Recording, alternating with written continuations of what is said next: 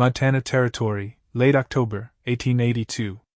The wind cut sharp through the cottonwoods as Archer Zeller pulled his coat tighter and stepped down from his horse, the barn door hanging lopsided in its hinges ahead.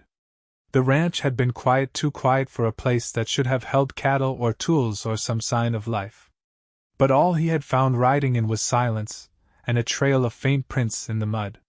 He had not come looking for anything, just passing through the edge of the Bitterroot Valley on his way to sell a string of ponies to a buyer in Helena.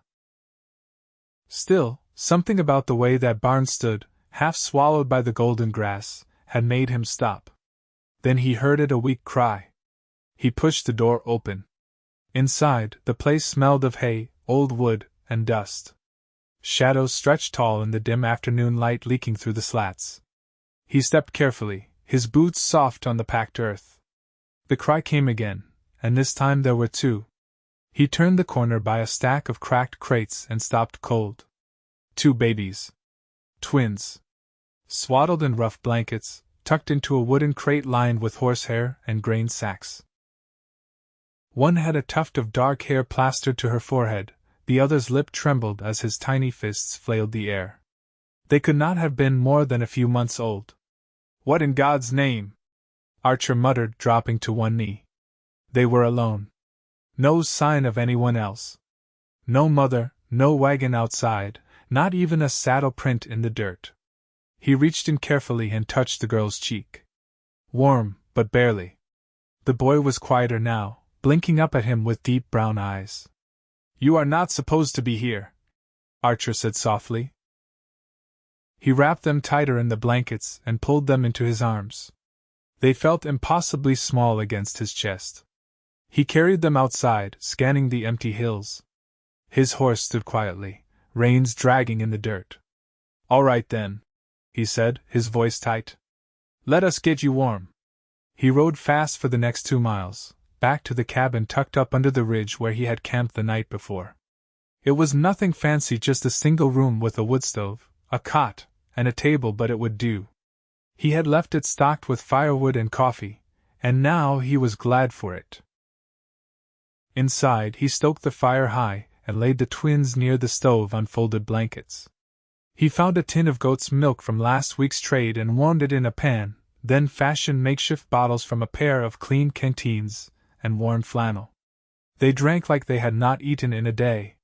He sat down on the floor beside them, watching as they drifted off, cheeks pinking up near the warmth. His chest ached. He had seen hard things, bodies left after raids, children orphaned by sickness, but this was different. This felt personal. He did not sleep much that night. Every small whimper had him rising to check them. When dawn broke, he saddled up again and rode back to the barn. This time, he searched more carefully. Behind the barn, half hidden in a thicket of dry brush, he found a broken trail. Boot prints. Small. He followed them. The trail wound up into the trees, past a dry creek and through the pines. He found a scrap of torn fabric snagged on a branch, then a broken hair comb in the dirt. The trail grew faint near a rocky rise, but then he saw her. She was collapsed under a pine, one arm curled over her chest, the other stretched toward the slope. Her dress was torn, her boots scuffed to the sole. Her hair, dark and tangled, was spread out like a fan. Her face was pale, lips cracked. "Rachel!" Archer whispered, heart slamming. He dropped to his knees beside her. She groaned faintly. "Rachel, it is me. Archer. I have you." Her eyes fluttered open, unfocused at first, then filled with something like disbelief. "Archer. I found the twins. They are safe." "You are safe now." She began to cry, and he wrapped his arms around her, holding her close. She clung to him weakly, her fingers curling into his coat. "I thought I would die out here," she whispered. "You are not going to." He lifted her gently and carried her back down the trail. It took time, but he did not care. Not when the woman he had thought lost 5 years ago was alive in his arms. Back at the cabin, Rachel stirred as he helped her onto the cot. She looked over at the twins and let out a sob. "They are all right," Archer said quietly. I swear to you they are. She reached for them with shaking hands. The boy gripped her finger. The girl nestled closer, eyes still shut. I named them Zeke and Zadie, she said, her voice rough. I did not know if anyone would ever say their names again. Archer sat beside her. You are here now. So are they. She looked at him, tears on her cheeks. You should not have found me. You should not have even known I was out here. I was passing through. Of all the places. He reached up and brushed a curl from her face. I thought you were dead, Rachel. After your wagon train was ambushed. I searched for weeks. I ran. I lived with a family up in the mountains for a while. Then I was on my own again. Why did you not come back? Her lip trembled. I did not think I could. Not after everything. I was not the same person anymore. Archer looked at the children, then back at her. You are still you. And I am right here. There was silence, thick and warm, broken only by the soft sounds of the baby's breathing. She reached out and took his hand. Stay? I am not going anywhere, he said. Archer brought in another armful of split wood and set it beside the stove, careful not to wake the twins where they lay quiet in the cradle he'd built that morning from scrap pine. Rachel sat at the table, her hands wrapped around a chipped cup of boiled willow bark, the only thing in the cabin he thought might ease the fever still clinging to her skin. Her eyes followed him, not suspicious, but searching. Like she still hadn't decided if all this was real. He poured water into the basin and laid out a clean cloth. You should eat something. I will, she said, voice low. Just give me a bit. Archer nodded and didn't press. He'd lived long enough to know when a person needed quiet more than food. Outside, the wind had shifted. It blew colder now, pulling the smell of snow down from the mountains. The kind of cold that crawled up through floorboards if you didn't keep the fire high through the night. He'd need to check the roof for leaks come morning, maybe patch the gaps around the window with wool if he could find any at the trading post. Rachel set the cup down and leaned forward, elbows on the table. How long have you had this place? Since last spring. Bought it off a miner heading to Idaho. He didn't want the land, just the poke. She ran a finger along the edge of the table, slow and thoughtful. You always did want land. I did. You stayed in Montana? Mostly. Her eyes lifted to his, steady now. Why? He shrugged once. Didn't want to start over somewhere I didn't know the shape of the sky. That's not the only reason. No, he said and left it there. The quiet stretched, not uncomfortable, but full. She folded her hands, fingers thin and still marked with old scars. I kept a journal, she said. The whole first year. Pages and pages. Then the ink ran out. She laughed, barely. I started scratching words into bark, just to keep them somewhere. Archer leaned against the counter. What did you write about? Everything I couldn't say out loud. What I missed. Who I missed. He didn't look away. You could show me sometime. If you wanted.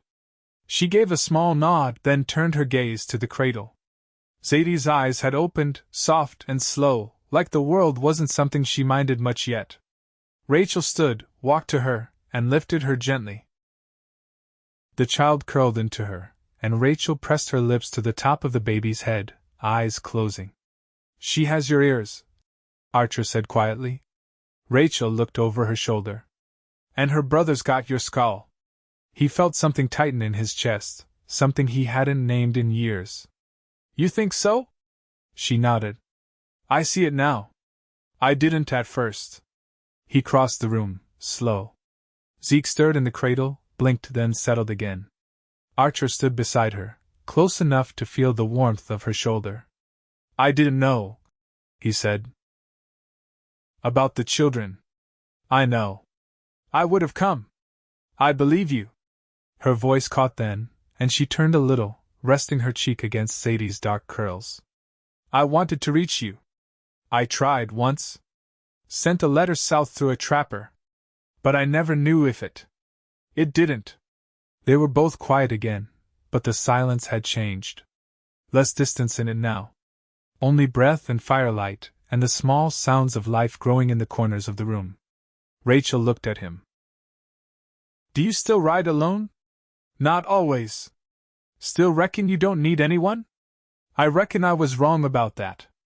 Zadie shifted in her arms, and Rachel kissed her temple. I don't know what I'm supposed to do now. You don't have to know yet. I'm not the same woman you knew. I'm not the same man. She studied his face, her expression unreadable. I was afraid you'd see the damage first. Before anything else. I see you, he said. That's all. She looked away, blinking fast, and he reached out, brushing a strand of hair from her brow. She didn't flinch. Her hand found his, held it there. Outside, snow began to fall light and slow, catching in the window's edge, and inside, the fire burned steady, the only sound the low hum of breath and the creak of settling wood. The potatoes hissed in the pan, brown at the edges where Rachel had pressed them flat with the back of a spoon. She stood steady at the stove now, a worn apron tied around her waist, sleeves rolled to the elbow.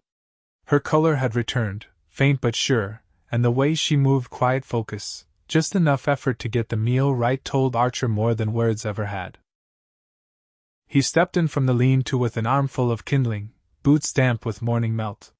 He set the wood by the hearth and straightened, watching the twins from the corner of his eye. They lay in a wide basket near the window, wrapped tight and blinking at the light that spilled through lacework frost. Rachel glanced over her shoulder. You still take sugar in your coffee? I do. She poured it without asking, set the cup beside his chair, then turned back to the skillet. Archer pulled off his coat and draped it over the peg by the door. You always cooked like that? Like what? Like the food owes you something. That drew a small sound from her, not quite laughter, but close. I learned from a German woman who used to slap the pan if it didn't behave. He sat down. Sounds about right. It was her cook fire I gave birth beside. He looked up. That's so? Rachel nodded once.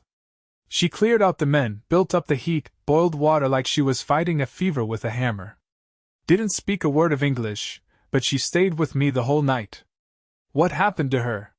She died last winter. Ice cracked her roof and she never got warm again. They were quiet for a moment, the kind of silence that held. Rachel lifted the pan with a cloth-wrapped hand and divided the food between two tin plates. She set one in front of him. He took a bite. You remember the mule I had back in Missouri? The one with the busted ear? Digger, she said. He bit you every time you saddled him. He lived longer than most men I knew. Rachel sat across from him, folding her hands around the plate. I used to think we'd make it to Oregon. You almost did. I was 10 miles from the Columbia when the wagon broke. After that, I stopped counting miles altogether. Archer drank his coffee. I never went farther west than Dillon. Couldn't shake the feeling I'd miss something if I crossed the mountains. You did, she said softly. He met her gaze. I see that now. Rachel didn't look away. You finding me, it makes no sense. Doesn't have to. She reached for the rag beside her plate, wiping her fingers slow. You think we could stay here? Just stay? He looked around the room. The roof holds. There's room for more beds if we build out the back. Land's good for vegetables, and I can trap through first stall. I'd need a loom. And thread. And cloth for the babies. I can ride to Corvallis next week. Rachel leaned back in her chair, hands resting on her lap, the light touching the curve of her cheek. I don't want to be beholden. You wouldn't be. I mean it, Archer. I won't live in someone else's shadow again. He nodded once. Then we build it together. Every board, every fence. She looked toward the twins. And if I'm not enough? You are. Rachel turned to him, eyes rimmed with something sharp and wet. You don't know what I've done. No, he said. But I know who you are. Zeke let out a soft, startled cry. Rachel stood and crossed the room, lifting him with practiced ease. She held him close, swaying just enough to settle him. Archer watched her, the way her body curved instinctively to protect, to hold. "I never learned how to ask for help," she murmured, not turning around. "You don't have to ask," he said. She traced a finger along the baby's cheek. "I want to plant sunflowers in the spring. Out by the fence line. I'll clear the brush." Rachel turned then, Zeke nestled against her shoulder. "You left me once. I didn't know you were still breathing." She nodded once. "I believe you." He stood, crossing the room to stand beside her. "You don't have to believe anything yet. Just stay." She looked up at him, eyes steady. "I want to." Outside, the wind had stilled. Snow clung to the pine boughs like lace, and inside, the fire held a low, even burn. Rachel leaned into him, not as a question but as a beginning. Mid-November brought the first true snow, thick and soundless, softening the world into a hush. The cabin sat nestled beneath its weight like it had always been there, smoke curling in a thin ribbon above the chimney. Rachel stood at the window, a shawl wrapped around her shoulders, watching the flakes drift down. Inside, warmth held steady firelight casting long amber shadows across the plank floor, Zadie asleep in her arms, Zeke curled in the cradle where Archer had tucked him after dawn feeding. "You ever see snow like this in Missouri?" she asked, voice low. Archer was at the table, oiling the hinges of a broken trap. He looked up, hands still. "Not like this. Ours came wet and mean. This kind settles quiet." She nodded, brow furrowed, though not from the cold. "Feels like it's covering things. Making everything still." He set the trap aside. "Does that trouble you?" "Not exactly. Just makes me feel like whatever we do next, it matters more. Like nothing can hide under snow." He stood, wiping his hands on a cloth. "Then we'll make it matter." Rachel turned from the window, her gaze steady. "I want to mark the land. Make it ours. A sign, maybe? Something carved. We've got cedar planks down in the shed. I can plane one smooth." "I was thinking a tree." Archer raised an eyebrow. "That's so?" She crossed to the hearth, easing into the rocker beside it. "There's a sugar pine up near the ridge. Big enough to see from the creek. I was there once, before the babies came. It felt like it was waiting." He poured himself a cup of coffee, the steam threading through the air. "What would you carve?" "Our names. Not just yours and mine. All four." He didn't answer right away. The fire cracked once, sharp. Then he said, "All right. When the snow thins, we'll ride out and do it." Rachel ran her hand along Zadie's back. "I want them to grow up knowing where they began. Not with shame. Not with gaps. They won't have to wonder," Archer said. "Not while I'm breathing." Her eyes flicked to his. "You think you'll stay breathing long, riding out every other week for supplies with mountain cats and blizzards and whoever's got their eye on fresh hides? I'll ride careful. You always did ride fast, not careful." He leaned against the wall, amused. "You paying attention back then?" "I paid attention to everything. Even the way you chewed with your left molars when you were thinking." He laughed, low and surprised. "That's a strange thing to remember. You were the only man I trusted to fix a wheel without breaking the axle. That counts for something." He sobered a little at that. "You trust me now?" Rachel looked down at the sleeping girl in her arms. "I trust what I see. What I feel come with time." He crossed the room, crouched beside the rocker.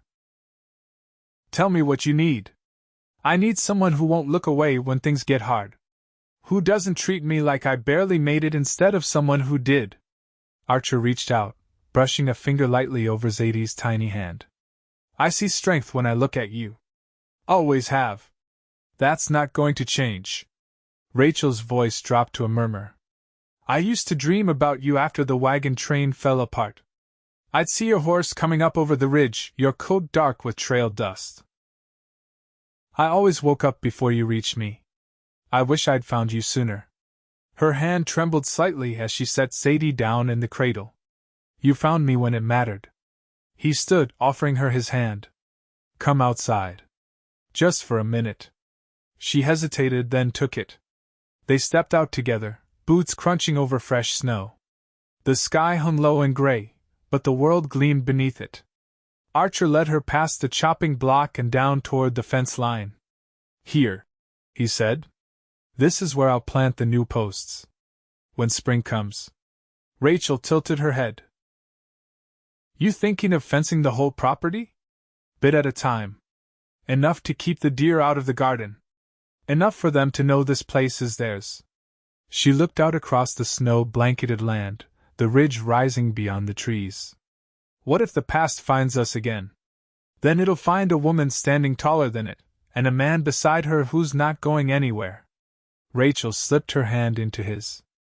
All right, Archer Zeller. I believe you. They stood there as the snow slowed, the hush lifting just enough for the world to breathe again. The snow began to melt in slow, patient patches by early March, first along the southern slope behind the barn, then in long streaks beneath the eaves where the sun lingered longest.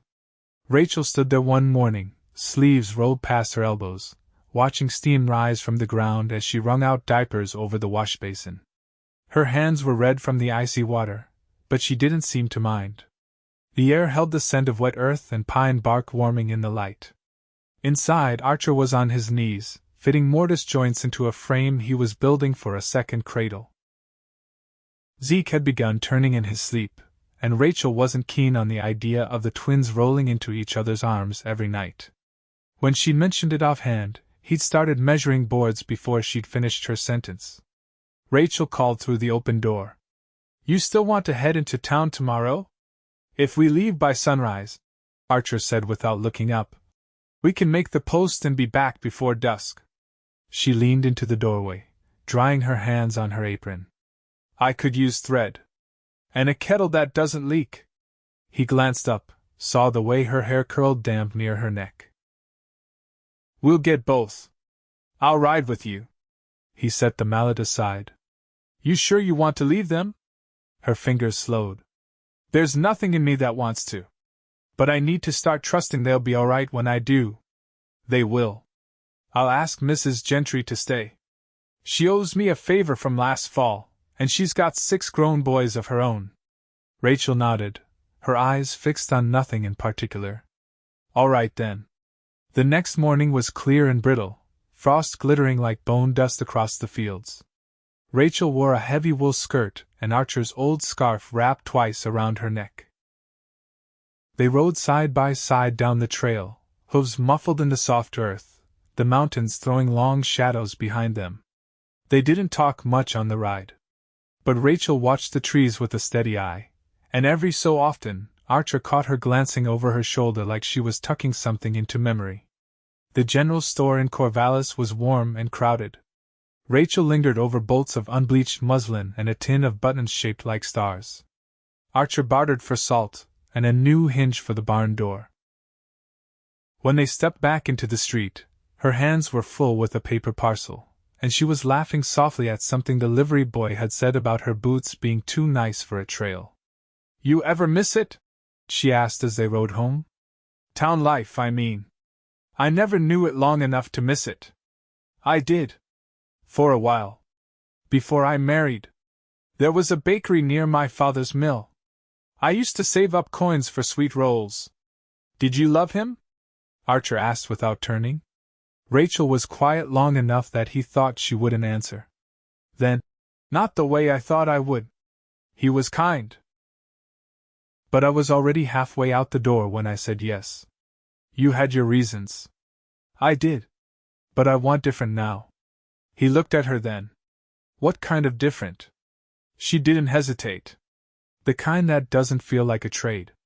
That night, after the twins were sleeping and the fire had burned down to gold, Rachel pulled the quilt up around her shoulders and turned toward him in the cot.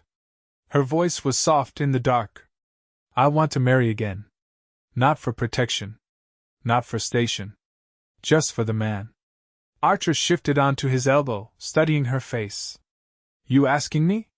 She smiled. I'm saying I'd say yes. If you asked? He reached toward her hand beneath the quilt. Then I'll ask. They wed in the clearing behind the cabin 2 weeks later, beneath the sugar pine she'd spoken of. Archer carved all 4 names into the trunk by hand the night before, lit by lantern, and the sight of her sitting on the porch, humming to the twins. Rachel wore the same dress she'd mended twice since autumn, and Archer wore his best coat with a patch sewn by her hand near the elbow. Mrs. Gentry wept during the vows. Her oldest boy brought a fiddle and played until the sun dipped behind the ridge. Later, when the guests had ridden off and the fire was low, Rachel stood in the doorway, arms folded. "I think I could be happy here for a very long time," she said. Archer came up behind her, his hand settling at her waist. "Then we'll make time stretch." She leaned back into him. "We already have." Years passed. The twins learned to walk in the meadow, their feet sure on the same path where their mother had once fallen. Rachel planted a row of sunflowers along the fence line, just as she'd said. Archer added a second room to the cabin the following spring, then a root cellar the next. They never left the valley again. Sometimes Rachel would sit beneath the sugar pine, her journal open on her lap, carving words into paper with a quiet smile. She never stopped writing, and Archer never asked to read them. But once, she left one page open beside his supper plate. It said only this: "I was not lost. I was waiting. And now you've come home."